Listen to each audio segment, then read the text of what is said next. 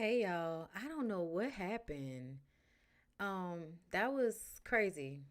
Like I just got kicked off. That's crazy.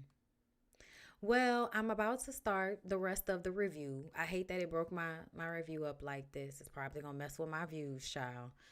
But that's okay. I want to at least put out the rest of the review. So I'm just gonna give everybody, a few more moments to come back into the room so we can continue the conversation. Okay. But yes, girl, we were just speaking about how Detective Loretta Green went to Marissa's parents' house to talk to them about their foster daughter, who they gave back, Andrea Green. Okay.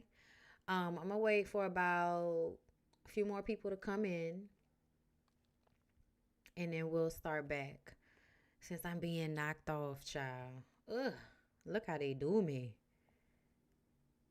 I'm just talking about a TV show, y'all. Like it's scripted. It's scripted content, y'all. It's not real.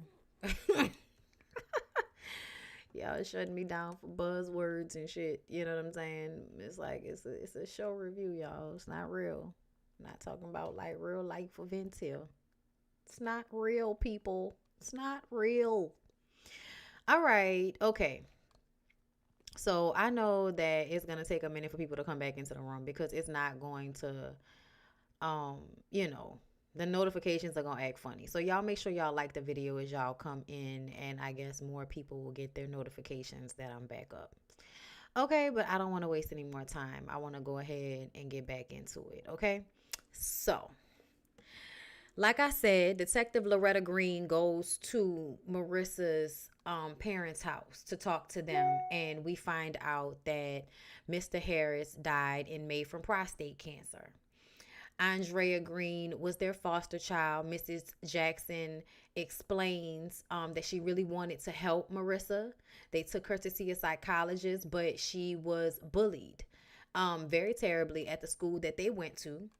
And she had a really bad experience at a talent show where she's singing this country, hunky tonk redneck girl.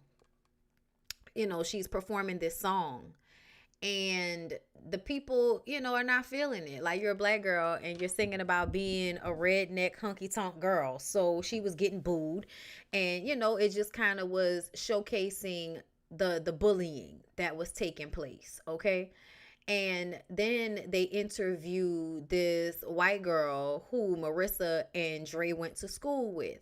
And she explains that, she was friends with Marissa. They were all on the cheerleading team. Okay. And Dre was their foster daughter. She came around like around fifth grade.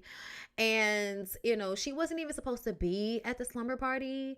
It was kind of like flowers in the attic. And y'all, this is another part that made me feel a way about the foster father, about Leon's character.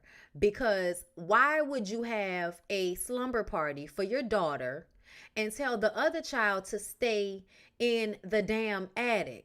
Talking about you don't want her to get in the way of Marissa's childhood. You don't want Andrea to get in the way of Marissa's childhood. Y'all, that's crazy talk. Like, I understand that Andrea was always touched and had, some issues, but that type of behavior towards a child where there was no real example beforehand in order for you to do so. You know what I'm saying? Like, I don't think he knew about what happened with the grandmother. So he was being cruel to her simply because he regretted adopting her. He regretted bringing another child into their home simply because he was grieving the loss of his son. And he said all of that in his monologue, in a previous episode, but it definitely was given that they were abusing her, or that the father was abusive towards her and the mother allowed it to happen. Okay, because what you gonna do, right? Why was she in the attic? Y'all, that's so crazy. But either way, the white girl says that, whoever falls to sleep first will get slumbered. So all of the other cheerleaders, who I believe, if I recall, were all white, decided they were going to slumber Marissa, which is to beat her up with pillows in the middle of the night. And I honestly think they were bullying Marissa. I think they were bullying Marissa. And when Drea heard what was going on, she sprung into overreaction and stabbed the girl in the neck. And that is when Drea's dad was able to send, I'm sorry, that's when Marissa's dad was able to send Drea back to foster care when she stabbed the girl in the neck. But honestly, I feel like that was kind of fucked up, because if she had been in violent situations before and saw her being jumped on and had like a, like a reaction from thinking that she was really being harmed, I feel like that's something for you to, like, I think, go to a doctor about, but not to just send the kid back to foster care for something like that. Because if she has had some, very traumatic experiences in her life, she won't really be able to gauge the fact that what they were doing wasn't really harmful, because they're in the middle of the night and you jumping on her sister, and it's all the white girls against one black girl, and who knows what type of shit she heard them girls talking in the background, because how Drea was always listening and always, kind of in the background being sneaky, and it gives that she probably knew that they were bullying Marissa on some level. The mom even said that Marissa was also very sensitive, which made me feel like, the dad, Dre said Marissa hated her dad. Yeah, I think he was mean. He was cruel. This is why I don't understand how people could think that Dre killed Marissa. Do y'all really think that damn daddy wouldn't have gotten Dre locked up if there was any proof that there was foul play? And that's another thing everybody forgot, but like, she was in a daze after Drea died, laying on the sofa crying as they were like having all of the furniture in the apartment hauled out. So I absolutely feel like she was available to be arrested if that indeed was the case. And I don't think that it was. But anyway, y'all, Harris made Andrea stay in the attic. I told y'all that. Hold up. Okay, so Loretta and the camera guy, who's a white guy, goes to see the social worker that worked on Andrea's case. And she tells him before they go in there, don't say nothing, just be quiet and let me do the talking, okay? Because it's two black women talking to each other. It's a conversation you don't need to be no pos of, okay? So what it boils down to is the lady turns to Loretta after she asks a few questions, and she says, "Are you trying to get me to gossip about this child? Okay? I would never do this. I've been doing this for 30 years. Man, I would never do that to one of my babies. Okay?" When I tell y'all, that lady advocated for that child and for them children. So, but she was like, and what you are doing here is doing a lot of these children in the foster care system a disservice. And the cameraman speaks up, "What are you hiding? What don't you want to tell us?" And she says, "Oh, so you want me to tell you her sob story so you can use it to absolve yourself, so that you can say, oh, look at this monster. I'm not like that because I didn't go through that. But you're not going to get me to betray these children in that way. You don't have no idea what they've gone through. So no, I'm not going to tell you the bones of their trauma so you could lay it bare for the world. No, I'm not telling you. I told you what you needed to know." When that lady got up and walked out, I said,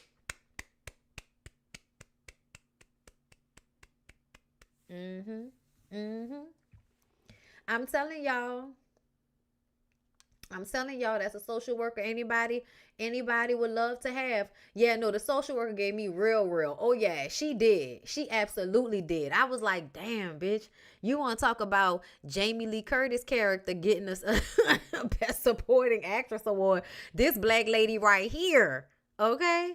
They were rich. She didn't need a check. The wife wanted a companion for Marissa because of her emotional issues. The dad knew Dre was gay and didn't want her around Marissa. He called her a dyke. Ooh, yeah, that too. I remember that. It was what he said to her, though, about, losing the son and needing a check and, the devil hitting you when you down. It was all foolishness. But it definitely, was I was a little bit caught in what his reasoning was behind it, but that makes sense that they got it so that Marissa could have a companion because she had emotional problems. But they didn't mention the fact that they had a son that had died before they got Drea. So I feel like there was a lot going on that we really didn't get a chance to dive into so we could fully understand what was going on. And I do believe that that was intentional. um yeah, but he called Drea, he called Drea a check, literally. Yeah, he did. He said that. A check at your door. Like, that's what he called it. Um so yeah, y'all. The social worker lady checked the fuck out of everybody. Cleared the room. So she goes by Tony now, y'all. This is the last episode. And she's butch. Full on butch, got a fade. And, it's obvious she's a girl, but, baggy clothes to the nine, okay? And she meets this girl out on the street, offers her a ride. The girl said no at first, but then eventually says yes. And she takes the girl home. And, the girl was like, well, here's my number. She likes her. She didn't call her back. She goes to the laundromat, and the car that she had stolen, the police found that car and was searching it when she comes out the laundromat. So she runs into this little cafe, and the girl is in the cafe. The girl's name is Rashida. And she was like, you didn't call me. She was like, you look like a busy lady. She was like, you full of shit. But somehow, ignoring all of her better judgment, sweet Rashida from a rich family as well, okay, Cree Summer is the mama, decides that she's going to take on Dre as her girlfriend and her charity project girl, okay? At this point, Dre hasn't had a phone in a minute. And I believe it's because, first of all, she realized she could probably be tracked by it once somebody figures out what social media is hers, okay? On top of that, I think this was her having learned something from what happened with the women, which was not to keep a phone, because every time she was on the phone, it kind of drove her to go and kill people. And I think she was doing that anyway, but more out of necessity than out of rage. So I think that she had stopped doing it for a minute when she didn't have the phone. And then she gets with Rashida again. And I believe she still didn't have a phone. But still going crazy over Nyjah. And Rashida tells her that she doesn't like Nyjah. She hates Nyjah. She told her that from the beginning. And Dre ignores it. Like, totally ignores it. I was just like, why did she ignore it like that? That was crazy to me. No, she played the role of a stud so well. Like, that shit felt familiar to me. It was so crazy. I was just like, damn. Like, definitely remind me of some of the girls that I grew up with. And y'all, as much as I talk about men being crazy, I don't want y'all to ever think that I don't know how women can also be crazy, okay? Especially when women are in relationships with each other. Don't ever get it twisted, y'all. My stream quality is acting funny again. So let me hurry up and get through this, okay?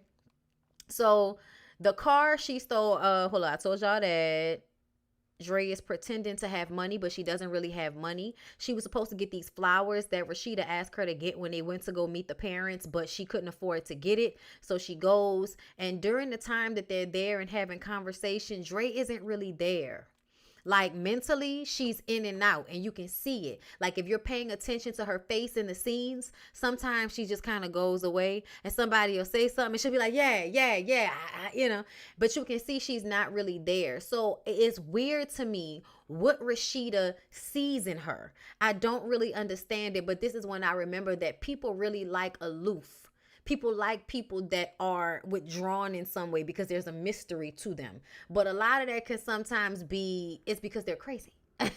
So if they can't answer some questions, you got some problems, okay? But anyway, they empathize with her, especially when they find out that she didn't have any parents. So it was crazy the way the parents were showing her all of this, you know what I'm saying? Like, all of this consideration, all of this understanding. And she really is sketchy as fuck. And most people would have been looking at her crazy when they walked through the door with their kid. Like, I'm just saying. And those people accepted her. And child, Rashida come home from work What we understand from conversations that Rashida is working 2 jobs. Dre doesn't have a job, but somehow gets money. Y'all know what that means. She be robbing people, okay?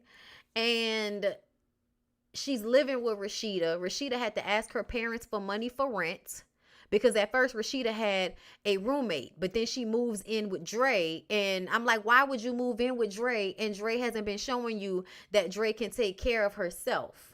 Like wounded puppy bullshit, okay? Really playing on that when it comes to people having a good heart, relying on the goodness of strangers type of shit, okay? So when Rashida comes home from work tired, master of the universe, smart, intelligent, in her cute little plaid suit, Drea is excited once again because she got Niger tickets for their anniversary. And Rashida looks at the tickets, sees that they're Niger tickets, folds them, puts them in her pocket, and says, we're not going. And then starts to go the fuck in, where she has been so sweet this whole time. And she would be like, are you dumb? Like asking her in a sweet way. Now it's like, are you dumb? Are you dumb? I just asked my parents for money. I'm working 2 jobs and you spent $4,000 on some motherfucking Niger tickets when you could have took us on a vacation. Bruh. Studs can be charming. Oh, absolutely. Because they know what women find alluring about men that are charming. So they know how to repeat it. I'm going to tell you right now, like, I'm like, y'all know I am a very feminine woman, but I have both my energies. And the swag that I have that is masculine comes from the fact that my dad was super cool and like was very like comfortable in his shit. So like a lot of my swag comes from watching somebody have it. You know what I'm saying? And not only adapting in femininity, but also adapting in the masculine and receiving that and downloading that from my dad in the same way that I downloaded my femininity and in my ways of being a woman and nurturing from my mother. I very much still downloaded the assertiveness, the aggression, you know what I'm saying? The quick-wittedness, the strength. You know what I'm saying? Like, and I'm talking about like what can be considered as an assertive, domineering strength in certain situations. Like that I've needed that energy. I got that from my dad. So like, I know how good this girl is at doing this character because I know you have to really fit into a certain like place in your shit in order to switch it up like that. And as an actress, that shit is a fantastic quality to be able to have, to be able to switch in and out of your feminine and your masculine in such a way. Because I feel like at the very beginning of the show, when she's being the girl and all of that and very girly, it's different. You know what I'm saying? Totally different from the character we saw at this point that, is way more down in the, you know what I'm saying, in the masculine body frame type of thing. The way she holds her body, the energy is like down here. And men, a lot of times, especially men that are like players and fuck a lot, their energy be down here close to their dick. Like all of the gravity is right there. Right?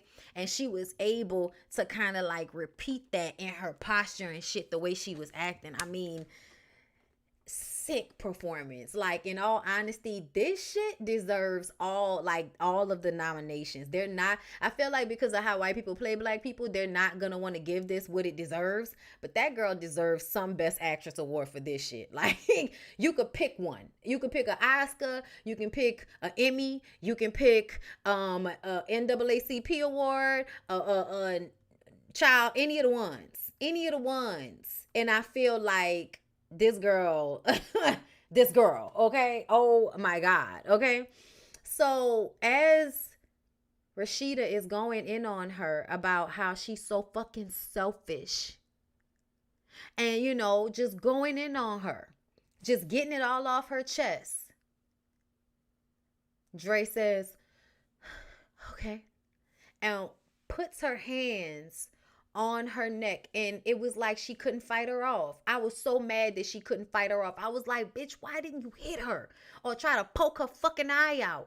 But it was like she didn't realize what she was doing really until it was too late and she couldn't get out of it because she's on her back now. I'm telling y'all, we gotta learn that enough move, y'all. There's a move from enough when somebody's strangling you where you put your fucking arm up and twist your body around and they can't help but to like let go of you because of the way your body is turned, your neck, you know what I'm saying? So I was just kind of like, we need to learn that move because ain't nobody about to catch me on my back like that. That was so fucked up. But she strangled her, y'all. And as she strangled her, she turned her face away because she couldn't look at her at first. And she starts to cry.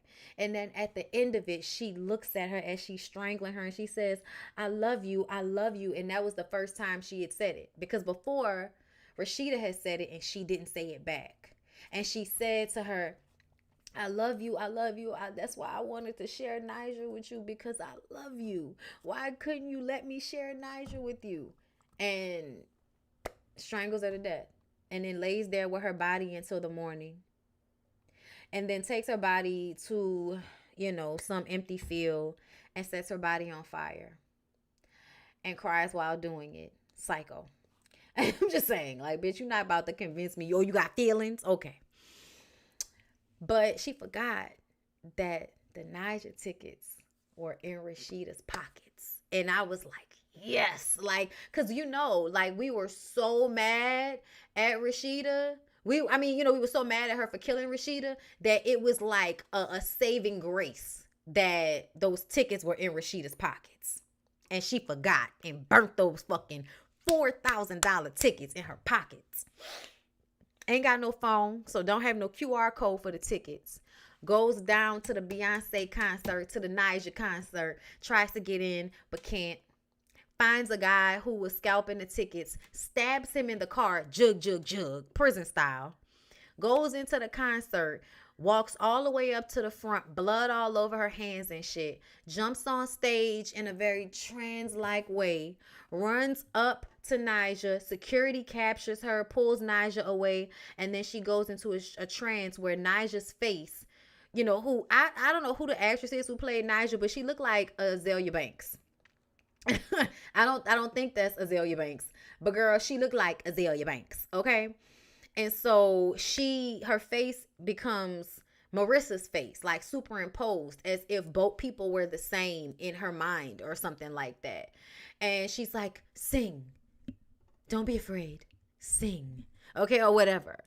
And then, she leaves the concert and she brings Dre with her and she puts Dre in the car and they ride off into the sunset. But on the episode before with the detective said that they arrested her and they were holding her for the detective to go and talk to. So what happened in real life was that she was really arrested. From what we understood, she was arrested. So yeah, it was crazy. It was very much crazy to watch. I'm not even gonna lie. And the fact that they put Marissa's face, Chloe's face, in the Beyonce body with the brown neck. I was like, why with the brown neck? Why not put Chloe's neck in there? Like, why? Yeah, that was so weird. She definitely deserves recognition. The way she transformed throughout the series and the way she was both sad and gleeful with her ex-boss in that mall scene. Episode 5 was so good. I know she wasn't weird at all as a stud. She still was, but not nearly as much. Like it wasn't. It's obvious. I would have pretended to be like, Nyjah ain't gonna kill me over someone I don't give a fuck about. Rashida told her that she wasn't a fan, so I don't know why she thought buying the tickets would change her mind.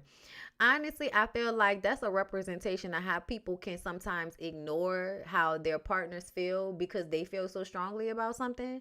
Like, you're not really in their lives like that. You know what I'm saying? You're experiencing them, but you're not really listening. You know what I'm saying? She was never really in her life like that, which is why it was so crazy to me the way she was helping her and doing for her. Dre wanted Rashida to love Nyjah like how her and Marissa loved Nyjah and connected over their love for her. Yes, she did. Rashida knew what she was doing when she put them tickets in her pockets.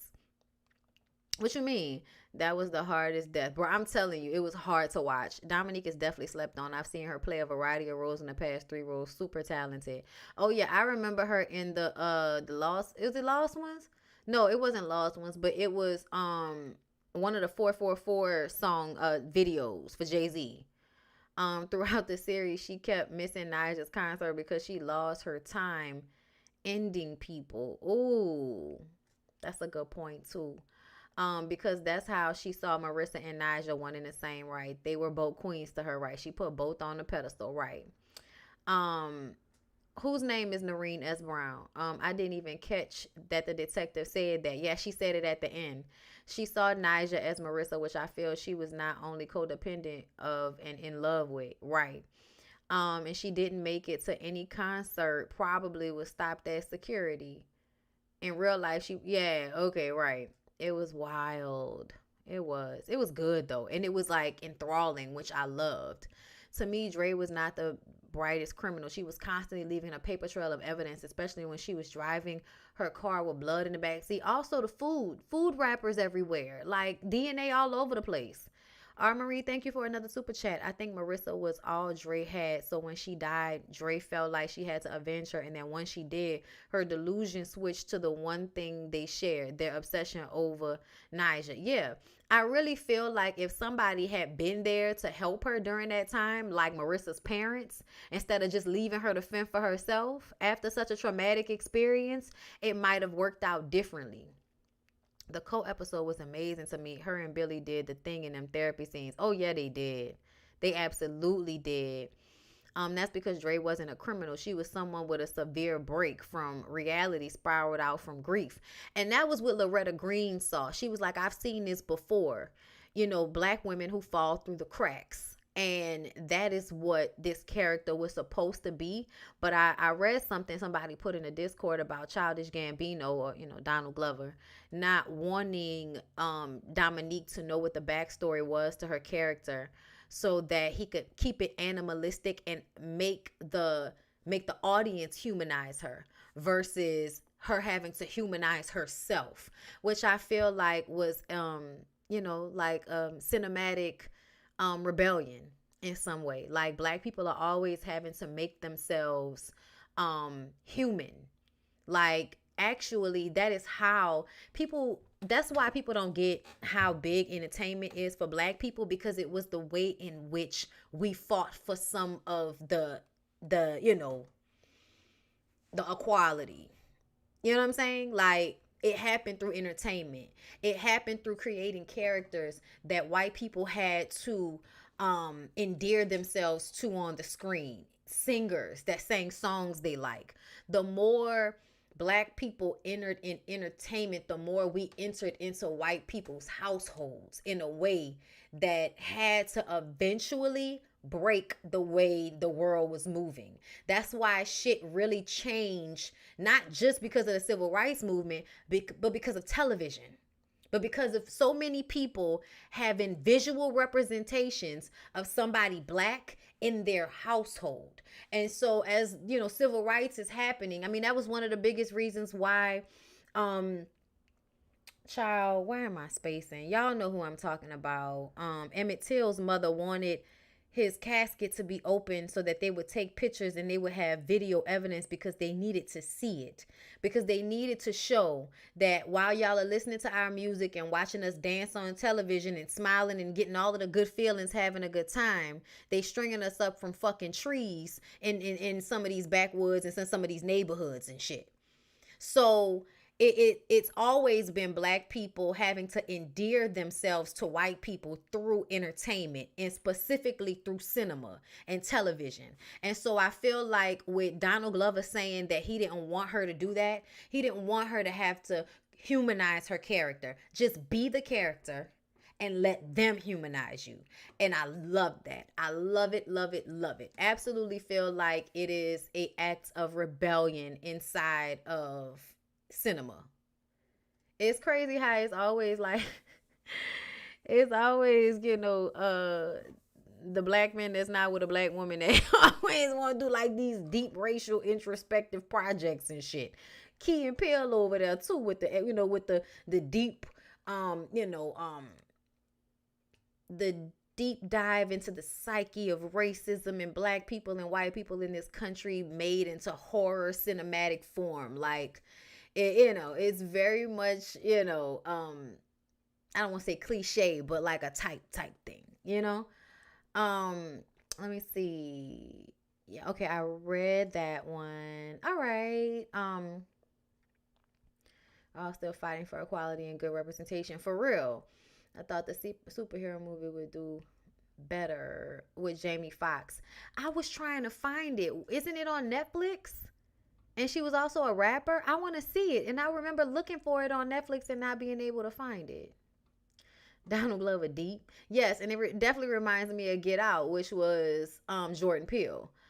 Um all of us need therapy. It should be a part of reparations. I think so. And I think a lot of us feel like we don't need to do it, and so many of us do.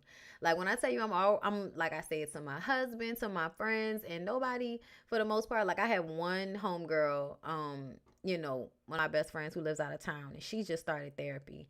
And I love the fact that it's something that we like can share and talk about sometimes, because it's like none of my other friends are like doing this, and I feel like they should. But everybody comes to it in their own time. But anyway, I really enjoyed the series. I'm so sorry that the live got broken up into two parts, but I really hope that y'all enjoyed both parts either way. Um, on Twitter, they took it as he was comparing her to an animal. Your analysis is what I thought he meant. Yeah, no, it wasn't about showing black women as an animal. No, I don't think that. He wanted her to be animal like and to be primal. But I think that's a part of breaking her down to like the basic nastiness, so that people would still have to be forced to find humanity in her anyway. You know what I'm saying? Like Project Power. Okay, I'm gonna have it's something like that. It's still on Netflix. Okay, I'm gonna have to go watch that one. Black women go unnoticed. That was another part of this story. The reason why she was able to get away with these murders is because she was unassuming. They weren't, black women go under their radar, as y'all said. Um, whether we are in danger or the danger. That's what I thought about Dre being a serial killer. Yes, like they'll ignore us either way. Whether we the one doing the killer or the one the killing, or we the killer, don't, if we get killed or we the killer, they still not gonna care that much, child. Okay, is what it's given. Okay. They lucky we all not this crazy. Bonnie, this review has been one of your best thus far, Chef's Kiss. Oh, thank you so much. I'm glad y'all enjoyed it, y'all. This was one that took a lot of work. The series was actually really good. Also, people underestimated her throughout, although she was so careless with it. Yes, it's crazy. It's crazy. But anyway, you guys, I love you guys so much. I hope y'all enjoyed. Like the video, share it with your people, and I will see y'all in the next one. Bye.